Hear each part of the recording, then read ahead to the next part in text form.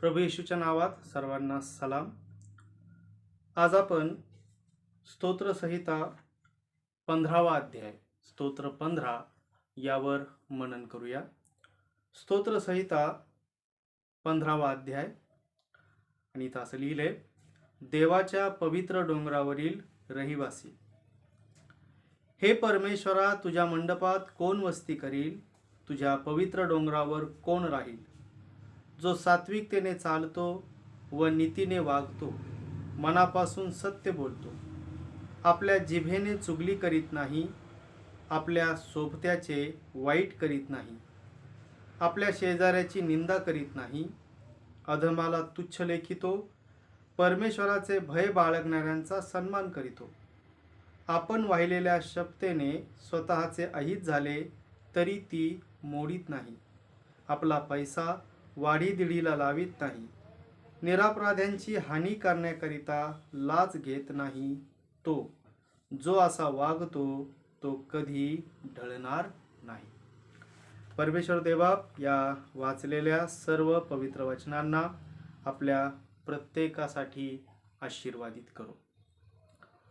स्तोत्र 15 या स्तोत्राची सुरुवात प्रश्नाने झालेली आहे आणि आपण पाहतो की पवित्र शास्त्रात असे काही मोजके स्तोत्र आहेत ज्याची सुरुवात प्रश्नाने होते. म्हणजे सुरुवातीला स्तोत्रकर्ता प्रश्न उपस्थित करतो आणि मग त्यानंतर त्या प्रश्नाचं उत्तर तोच देतो. या ठिकाणी आपण पाहतो की स्तोत्रकर्त्याने असा प्रश्न उपस्थित केलाय की हे परमेश्वरा, तुझ्या मंडपात कोण वस्ती करील? तुझ्या पवित्र डोंगरावर कोण राहील? परमेश्वराच्या सहवासामध्ये, परमेश्वराच्या सानिध्यामध्ये कोणाला राहता येईल, हा या स्तोत्राचा विषय आहे. की परमेश्वराच्या सहवासामध्ये कोणाला राहण्याची परवानगी आहे किंवा परमेश्वराच्या सानिध्यामध्ये कोण राहू शकतो. आणि या ठिकाणी आपण पाहतो की मंडप हा जो शब्द आहे, मूळ हिब्रू भाषेमध्ये जो शब्द आलाय त्याचा सरळ अर्थ आहे निवासस्थान.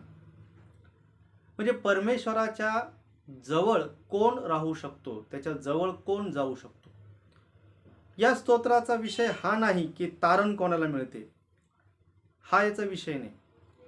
आपण पवित्र शास्त्रामध्ये पाहतो की तारण हे फक्त प्रभू येशूवरील विश्वासाने मिळते. या स्तोत्राचा विषय हा आहे की आम्ही आमचं बोलणं, आमचं वागणं, आमचं चालणं यामध्ये जर सुधारणा करतो तर आम्हाला परमेश्वराच्या सानिध्यामध्ये राहता येतो. आणि म्हणून आपलं बोलणं, आपलं चालणं आणि आपलं वागणं या 3 गोष्टी या स्तोत्रामध्ये सांगितल्या की जो आपल्या बोलण्यात, आपल्या वागण्यात आणि आपल्या सर्व व्यवहारांमध्ये जर प्रामाणिकपणा दाखवतो आणि परमेश्वराला आवडेल अशा प्रकारचं वागणं आणि बोलणं ज्याचं असेल त्याला परमेश्वराच्या सहवासामध्ये राहता येईल.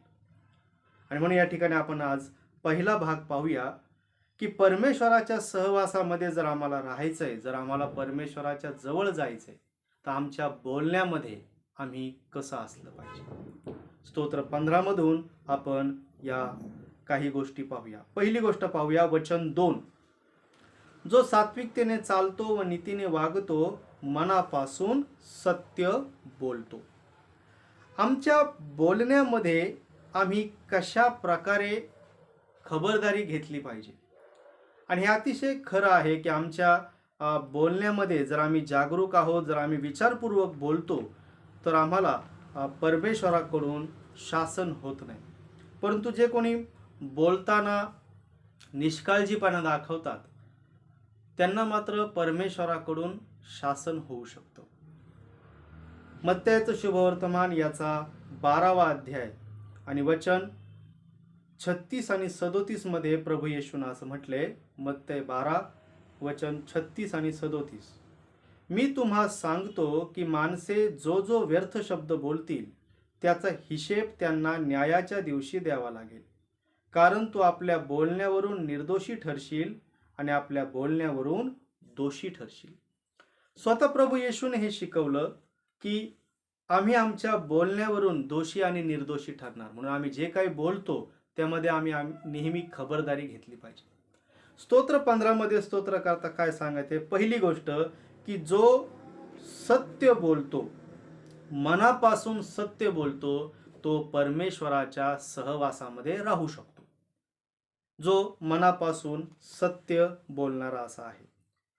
आणि म्हणून आम्ही कधी असत्य बोलू नये. आमचं नुकसान जरी होत असेल तरी आम्ही नेहमी सत्य तेच बोलावं.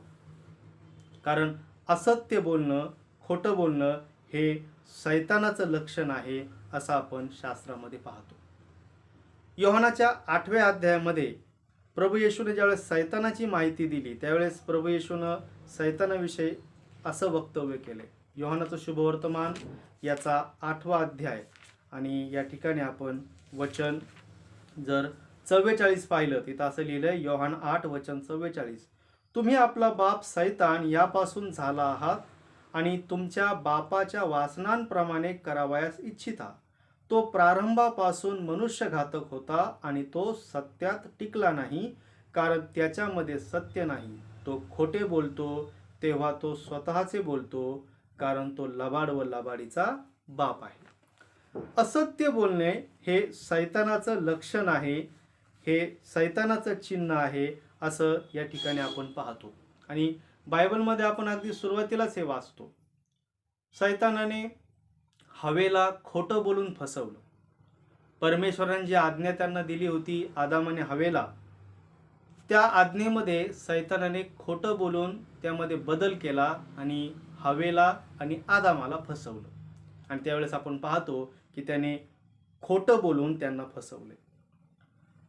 आणि म्हणून या प्रकारे खोटी शिकवण किंवा जे खोटे पंथ जे नंतर उदयास आले यामध्ये शैतानाचा हात आहे असं आपण पाहतो. आणि म्हणून पहिली गोष्ट स्तोत्र 15 मध्ये आपण अशी पाहतो की जो सत्य बोलतो, नेहमी बोलताना जे खरं तेच बोलतो, तो परमेश्वराच्या सहवासामध्ये राहतो.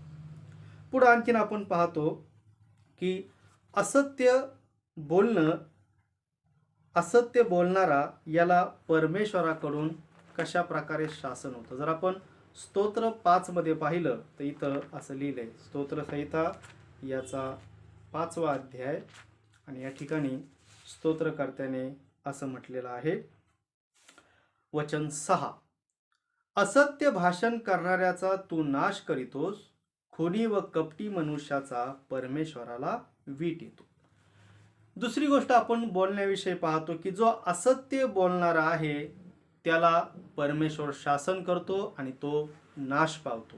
जो कोणी असत्य भाषण करणारा आहे तो नाश पावतो, त्याचा नाश होतो असं बायबलमध्ये लिहिले. आणखी जर आपण याविषयी पाहिलं, नीतिसूत्रे 12वा अध्याय आणि 22व्या वचनामध्ये जर आपण पाहिलं तर या ठिकाणी असं लिहिलंय, नीतिसूत्रे 12वा अध्याय आणि 22वा वचन, असत्यवाणी परमेश्वराला वीट आणते, परंतु सत्याने वागणारे त्यास आनंद देतात. असत्यवाणी परमेश्वराला वीट आणते. जे असत्य बोलणारे आहेत, खोटं बोलणारे आहेत, लबाडीने बोलणारे आहेत, त्यांचा परमेश्वराला वीट येतो.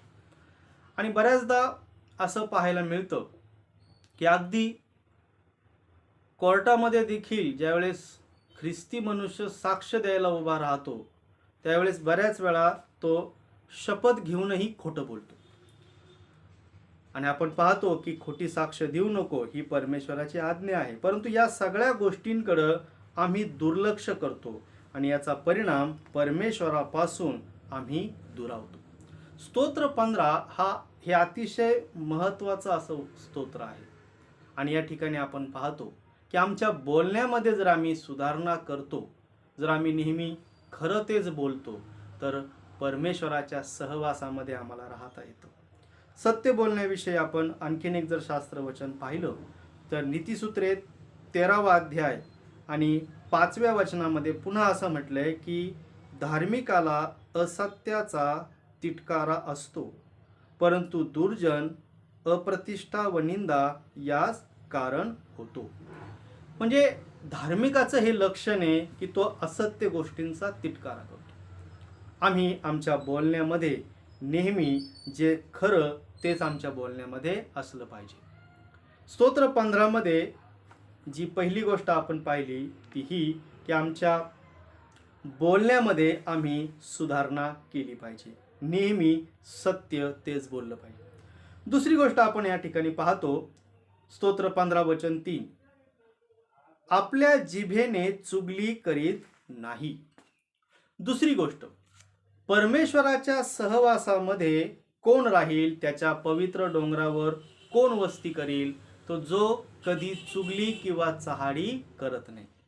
आणि ही एक महत्त्वाची अशी गोष्ट आहे की आम्हाला यापासून स्वतःला जपलं पाहिजे। चुगली किंवा चहाडी ह्या गोष्टी अतिशय वाईट अशा आहेत आणि आपण अगदी सुरुवातीला पाहतो की मोशेच्या नियमशास्त्रामध्ये देखील या गोष्टींविषयी सूचना दिलेली होती।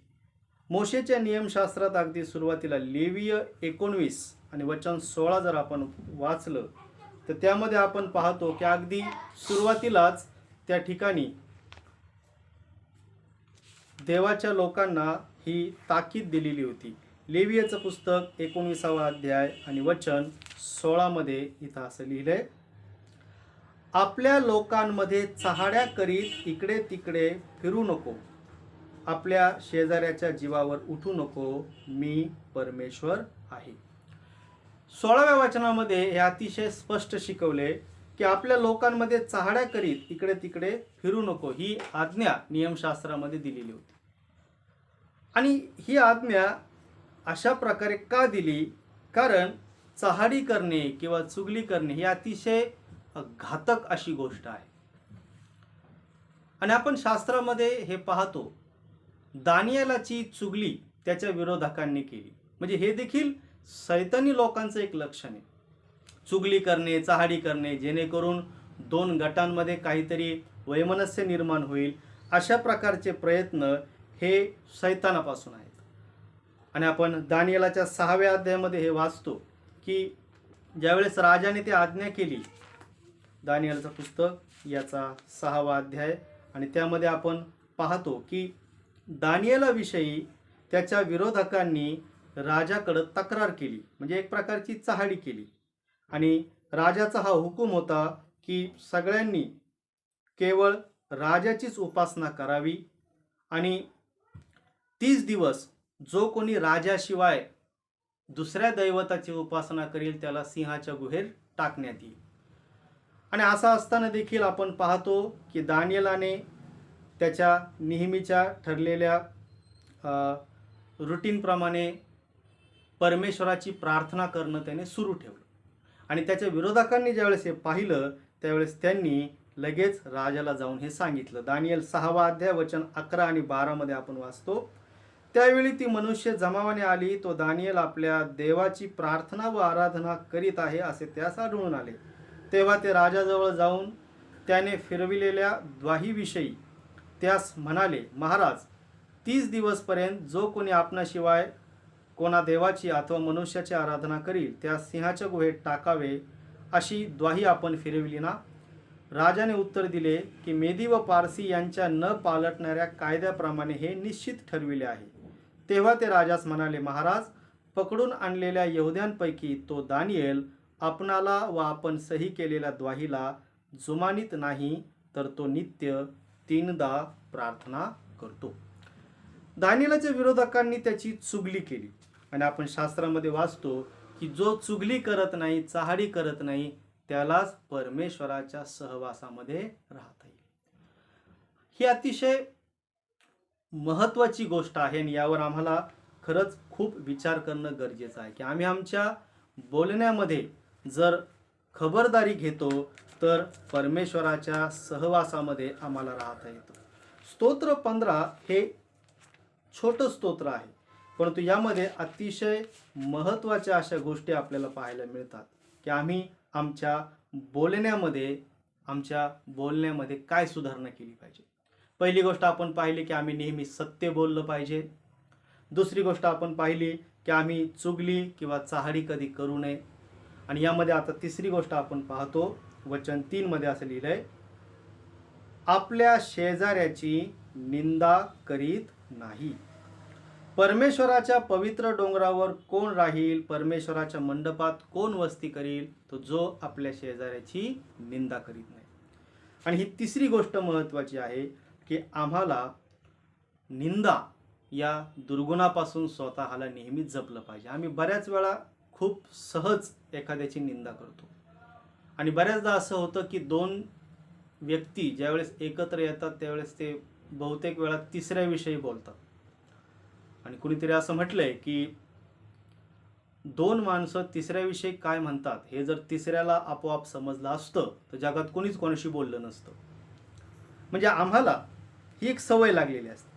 परंतु आपण जर शास्त्रामध्ये पाहिलं तर निंदेविषयी नव्या करारामध्ये खूप ठिकाणी हे शिकवण दिलेली आहे की जर आम्ही एकमेकांची निंदा करतो तर आम्ही परमेश्वराविरुद्ध चुकतो. आणि याविषयीचे काही शास्त्र भाग आपण पाहूया. जर आपण प्रकटीकरण 12वा अध्याय आणि या ठिकाणी 9व्या वचनामध्ये पाहिलं तर तिथं असं आपण वाचतो की निंदा करणं हे खरं तर सैतानाचं एक नाव आहे. आणि या ठिकाणी आपण वाचतो 12व्या अध्यायामध्ये 9व्या वचनामध्ये सैतानाचा दियाबल म्हणून उल्लेख केलेला आहे. मग तो मोठा अजगर खाली टाकण्यात आला, म्हणजे सर्व जगाला ठकविणारा जो दियाबल. आणि दियाबल याविषयी खाली तळटीप अशी दिलेली आहे की दियाबल म्हणजे काय, तर निंदा करणारा, आणि हे सैतानाचं एक नाव आहे. म्हणजे जो कोणी निंदक आहे तो कोण आहे, तर तो खरं तर सैतानी प्रवृत्तीचा आहे. हे सैतानाचं एक नाव आहे.